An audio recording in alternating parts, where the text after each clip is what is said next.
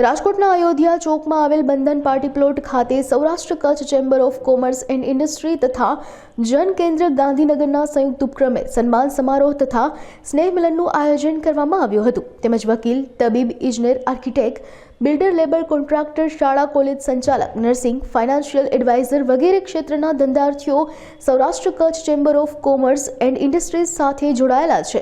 સૌરાષ્ટ્ર કચ્છના વિવિધ ક્ષેત્રના મહાનુભાવો ઉપસ્થિત રહ્યા હતા. Saurashtra Kutch chamber of commerce and industries દ્વારા રાજ્યના જિલ્લા વડા ડોક્ટર KLN રાવ, મનીષ ગઢવી, વિજય ડોબરિયા, રાજુ ગીડા, ડોક્ટર દિશા ભાટે અને કિરણ સરવૈયાનું સારી કામગીરી બદલ સન્માન કરવામાં આવ્યું હતું.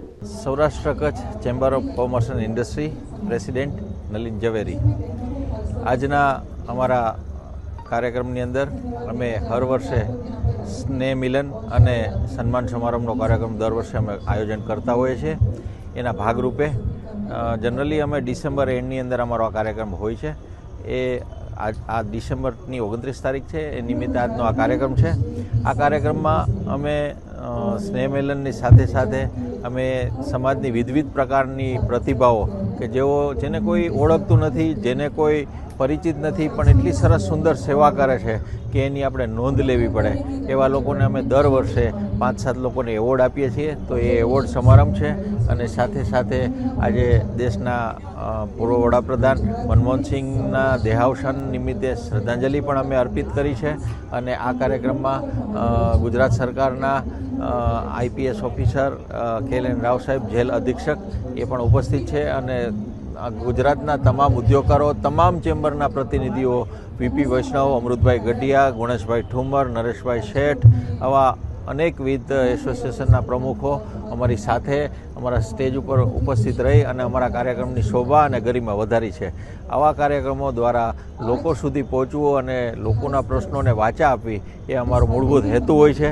અને એ નિમિત્તના કાર્યક્રમમાં આજે લગભગ 1000થી વધારે સંખ્યા. અને પછી આ કાર્યક્રમ પછી અમે ભોજન સમારંભ હોય છે અને અરસપરસ શુભેચ્છા આપી અને આ કાર્યક્રમ અમે સમાપન કરીએ છીએ. એવોર્ડ પણ આપવામાં આવ્યા છે. કોને એવોર્ડ? આ એવોર્ડ અમે એક તો સદભાવના સંસ્થાવાળા વિજયભાઈ ડોબરિયાને આપ્યો છે, રાવ સાહેબને આપ્યો છે, KLN રાવ સાહેબ, જેલ અધિક્ષક, એને જેલમાં ખૂબ જ કેદીઓ માટે ખૂબ જ સારા કાર્યો કર્યા, રાવ સાહેબને આપ્યો, વિજયભાઈ ડોબરિયા સાહેબને આપ્યો. એક મનીષભાઈ ગઢવી છે, જે વિદ્યાર્થીઓને UPSC GPSCની તૈયારી કરાવે છે અને જેની પાસે આર્થિક સગવડ નથી એવા લોકોને પણ એ લોકો વિનામૂલ્યે વગર ફીએ ભણાવી અને UPSC GPSC ક્લિયર કરાવે છે. સાથે સાથે એક કોન્સ્ટેબલ છે જે સિવિલ હોસ્પિટલની અંદર સેવા કરે છે અને ગરીબ પરિવારના જે લોકો દર્દીની સાથે આવતા લોકો હોય એને વિનામૂલ્યે 3 ટાઈમ જમાડવાની સેવા કરે છે. અને એક કિરણબેન સરવૈયા, જનકેન્દ્ર ગાંધીનગર, અને એ પણ સરકારની યોજનાઓ લોકો સુધી રહી જાય છે, ગરીબ લોકોની સેવા કરે છે.